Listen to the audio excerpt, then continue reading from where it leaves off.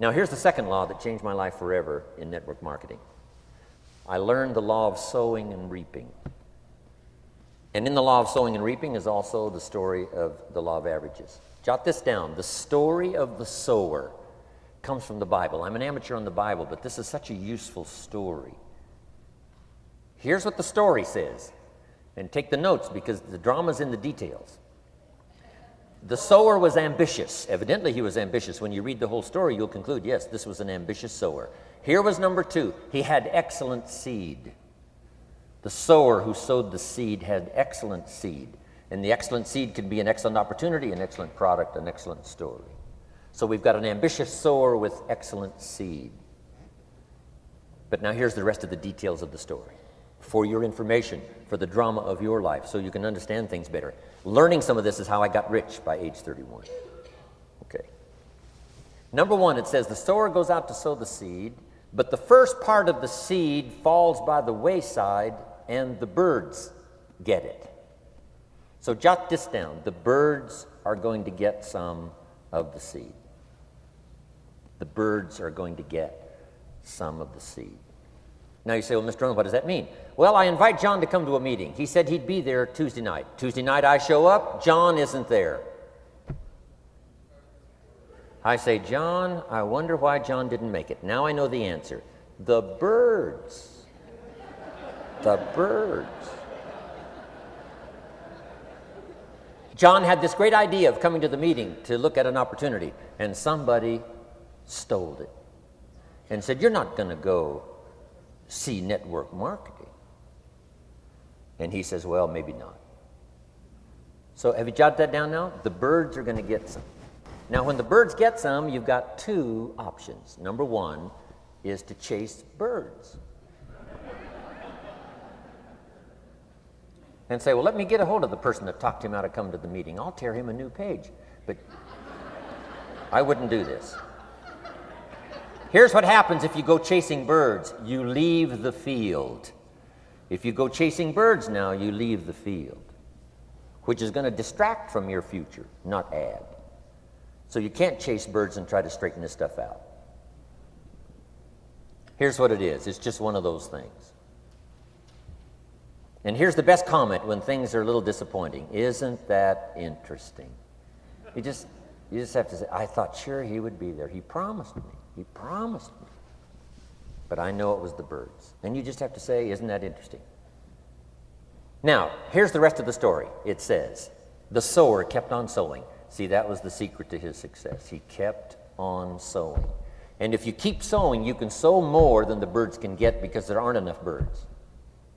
If you keep sowing, there are some birds, but there's not enough because the law of averages will work for you. My mentor taught me, he said, you know, Mr. Rohn, there's only 9 or 10 real nasty, miserable people in the whole world. Now, he says they move around a lot, you know, and you're liable to... You'll bump into one once in a while. But when you bump into one, you say, there's only 9 more like you. I can handle that in the whole world. Okay. Now, here's what else it says. The sower now keeps sowing the seed. Now the seed falls, the story says, on rocky ground where the soil is shallow. And the rocky ground where the soil is shallow is not of your making, because you had excellent seed and you were an ambitious sower. So the rocky ground where the soil is shallow is not of your making. But here's what it says what happened. This time, the little seed that falls in the ground starts to grow, and the little plant starts to grow. But the first hot day, it withers and dies. It dies. Not an easy thing to watch. I finally get John started. Sure enough, 3 or 4 days later, somebody says, boo, and he goes,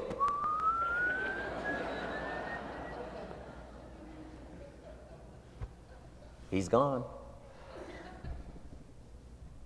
Doesn't show up at the second meeting. And I say, I thought sure John would last a week. What happened? Jot this down. The hot weather is going to get some. And this is not of your making. Here's what you must say when that happens. Isn't that interesting? Wow. What can you do? The answer is nothing. You say, well, I'm going to try to change this. I wouldn't take that class.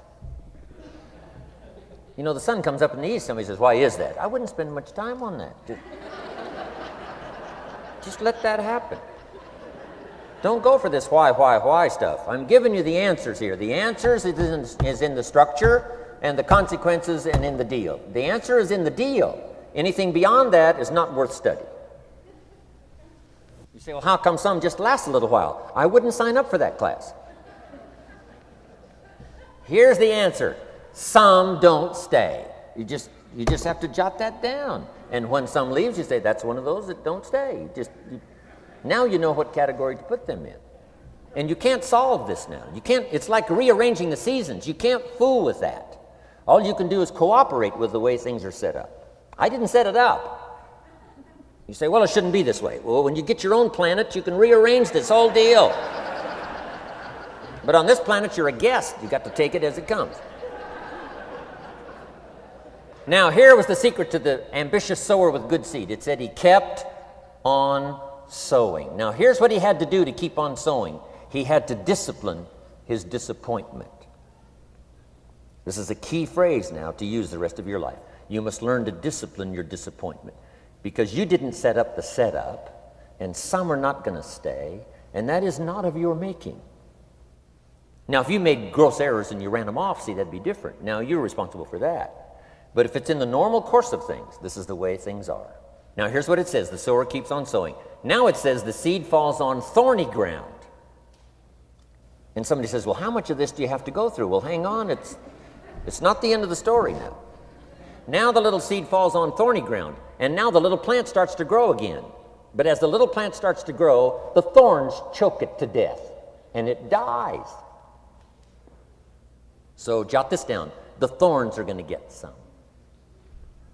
And that's not of your making.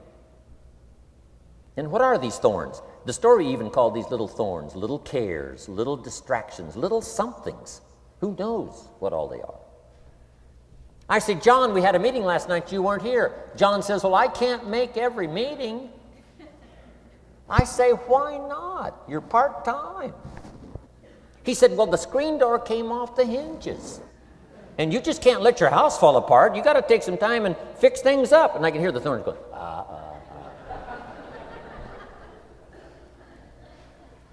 He says some extra trash had piled up in the garage. You can't let mountains of trash take over. You got to keep your trash hauled out. People who let little things cheat them out of big opportunities. People who let little things cheat them out of big opportunities. And you feel almost helpless. What could I do about that? And that's nothing. And you say, well, why is this? I'm asking you not to sign up for that class. Don't sign up for these why is this class. It's just the way it is, like winter following fall and spring following winter. So if you got that, the thorns are going to get some. But now here's the good news. Let's read the rest of the story now quickly. The sower now what? Keeps on sowing the seed, keeps on sharing the story, keeps on giving an invitation. Yes, the invitation can be more powerful for me as it was 1 year later than it was the first month.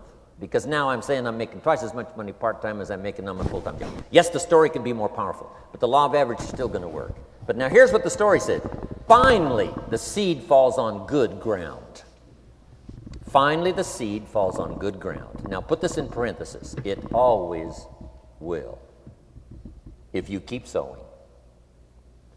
If you share a good idea long enough, it will fall on good people. But now here's the rest of that story.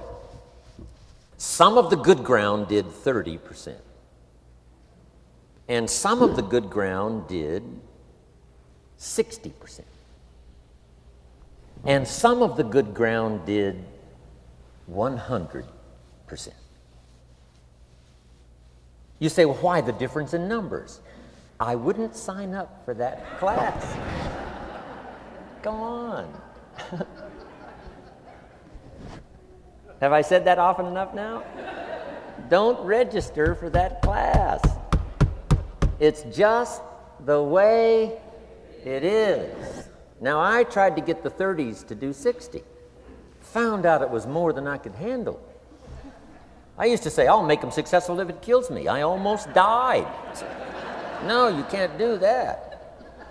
Here's what you do. Let the 30s do 30 to the best of their ability and keep doing 30, because that's how they build their lifestyle and get what they want out of life. And let the 60s do 60, and let the 100s do 100s. Now, how can you get some to do 100%? You got to go through all these experiences, and you got to talk to all these people.